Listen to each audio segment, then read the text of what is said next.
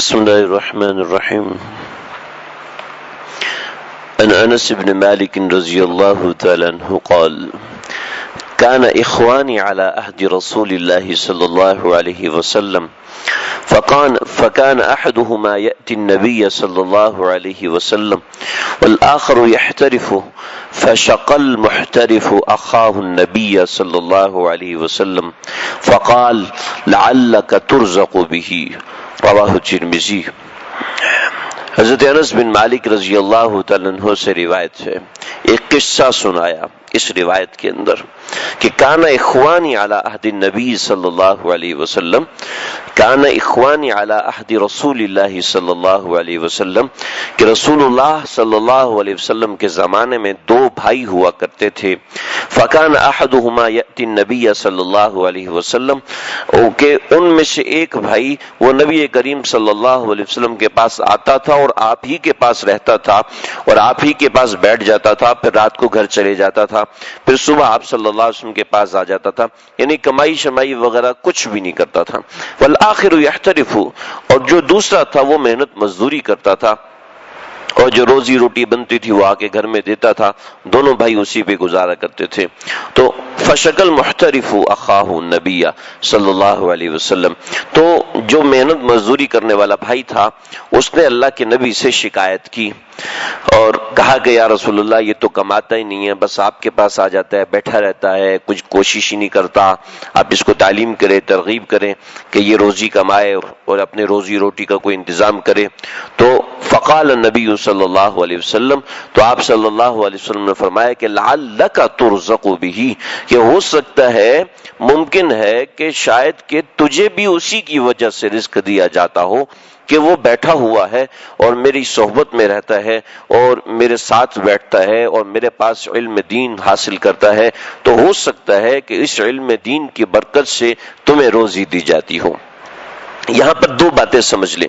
پہلی بات، یہ بات نہیں ہے کہ کسب معاش کرنا منع ہے، یہ بات نہیں ہے کہ روزی روٹی کمانا منع ہے. کل میں نے واقعہ عرض کیا تھا نبی کریم صلی اللہ علیہ وسلم کے ایک صحابی کا کہ وہ مانگنے آئے اور آپ صلی اللہ علیہ وسلم نے فرمایا نہیں، غلط کر رہے ہو.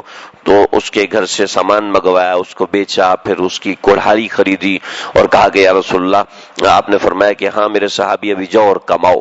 تو کسب الحلال فریضۃ بعد الفریضہ، کہ کسب حلال یہ اللہ کی طرف سے فرض ہے. تو یہاں یہ مطلب نہیں ہے کہ روزی روٹی کمانا منع ہے، بلکہ یہ مطلب ہے کہ کسی صاحب علم کی خدمت کر دینے سے اللہ تعالیٰ روزی میں برکت دیتے ہیں. کسی صاحب علم کی وجہ سے روزی میں برکت ہو سکتی ہے. سلطان محمود غزنوی رحمۃ اللہ علیہ بہت بڑے سلطان تھے، غزنی اور افغانستان اور ایران اور ہندوستان پہ 17 حملے کیے. بڑی اس کی وجوہات ہیں، ہمارے ہاں بڑا پروپوگنڈا کیا جاتا ہے کہ محمود غزنوی نعوذ باللہ لٹیرے تھے. اس کے بیک میں جو اسٹوری ہے وہ تو کوئی بتاتا بھی نہیں ہے اور ہمارے مورخین چھان پھٹک بھی نہیں کرتے کہ آخر پیچھے کیا وجہ تھی، محمود غزنوی نے کیوں اتنے حملے کیے ہندوستان کے اوپر. تو بس مختصر سی بات بتاتا ہوں کہ ہندوستان میں ایک مندر تھا اور اسی کی تقلید میں دوسرے مندر بنے اور ان مندروں کے اندر بچیوں کے ساتھ غلط کام کیا جاتا اور پھر ان کو ذبح کر کے اس کی کھوپڑی لٹکائی جاتی. اس کو عبادت کہتے تھے، اس چیز کا نام عبادت شمار کیا گیا. بے شمار مسلمانوں کی بچیاں اور ان سے کئی گنا زیادہ ہندوؤں کی بچیاں اس ظلم کا شکار ہوئیں اور سینکڑوں خط محمود غزنوی کو لکھے گئے اور سینکڑوں خطوں کا طریقہ یہ ہوا کرتا تھا کہ خط دوپٹے کے اوپر لکھا کرتے تھے، سلائی کے ذریعے سے خط لکھا کرتے تھے دوپٹے کے اوپر اور اس دوپٹے کو محمود غزنوی کے پاس بھیجتے.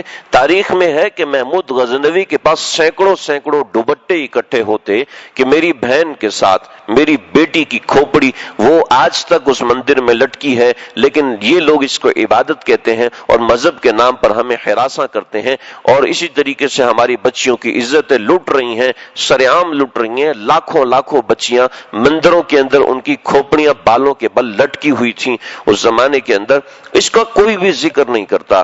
چنانچہ محمود غزنوی نے ہندو راجاؤں کو خط لکھے کہ دیکھو یہ تمہارے ملک میں ظلم ہو رہا ہے اور یہ تمہارے ملک کے اندر زیادتی ہو رہی ہے اور عوام اس طرح مشکلات میں ہیں اور وہ تم سے رابطے کر رہے ہیں، اگر تم ان کی مدد نہیں کرو گے تو میں پھر حملہ کروں گا۔ چنانچہ انہوں نے کوئی مدد نہیں کی تو سلطان محمود کو 17 حملے کرنے پڑے، باری باری کرتے ہوئے 17 حملے ہوئے، اور اس میں بڑا مشہور واقعہ ہے سومنات کا مندر۔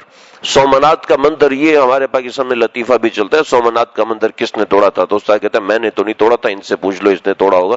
تو ہمارے ملک میں اس طرح سومنات کا مندر اس کا مرکزی مندر تھا، اور سومنات کے مندر کے اندر جو بت تھا اس کے اندر کئی کلو سونا بھرا ہوا تھا، لیکن ظاہر بات ہے مسلمانوں کو تو نہیں پتا تھا اس میں سونا ہے۔ تو محمود غزنوی نے جب سومنات کے مندر پہ حملہ کیا تو کئی عیسائیوں نے اور کئی ہندوؤں نے پیشکشیں کی کہ آپ کو یہاں سے غزنی تک سونے میں تول دیں گے، اس مندر کو مت گراؤ۔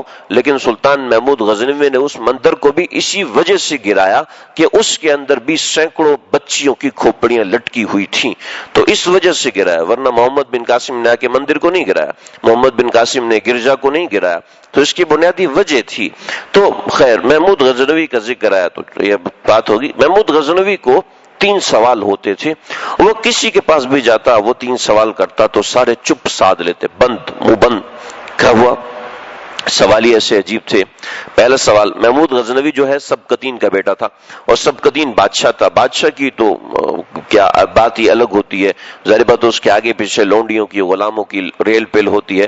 تو محمود سبکتین بڑا خوبصورت تھا اور محمود غزنوی کا جو چہرہ تھا وہ اتنا خوبصورت نہیں تھا، وہ یعنی کہ دیکھنے میں کوئی ہونٹوں کی بناوٹ، کچھ آنکھوں کی بناوٹ، کچھ ناک کی اٹھان کچھ بھی ایسی نہیں تھی کہ جو اچھی ہوتی، ایسے لگتا کہ کوئی شہزادہ ہے یا بادشاہ ہے۔ تو محمود غزنوی کو اشکال رہتا تھا پتہ نہیں میں سبکتین یعنی بادشاہ کا بیٹا ہوں بھی یا نہیں ہوں۔ پہلی بات یہ سوال، تو اب یہ جس سے جا کے سوال کرتا یہ بتاؤ کہ میں سبکتین کا بیٹا ہوں یا نہیں، بڑے پریشان۔ پھر دوسرا سوال، یہ جو حدیث ہے ان العلماء ورثۃ الانبیاء، علماء انبیاء کے وارث ہیں، یہ حدیث تو علماء سے ہی منقول ہے، تو ہو سکتا ہے کہ علماء نے اپنے بارے میں حدیث کہہ دی ہو، یہ بھی سوال۔ اور پھر تیسرا سوال ایسا کہ میری آخرت میں بخشش ہوگی یا نہیں ہوگی۔ اب ان تینوں سوالوں کا جواب تو کوئی بھی نہیں دے سکتا۔ سند ہے، سند میں تو سارے مولوی ہیں، سند میں تو سارے محدثین ہیں، اب مولویوں کی تو بات معتبر نہیں ہے کیونکہ اپنے حق میں بات کریں تو معتبر نہیں ہے۔ تو ایک دفعہ ایک طالب علم جو ہے وہ کسی انگیٹھی میں پڑھ رہا تھا، کہیں کچھ لوگ گوشت بھون رہے تھے تو اس کے لیے جو انگیٹھی جلائی ہوئی تھی اس کی روشنی میں طالب علم کتاب دیکھ رہا تھا۔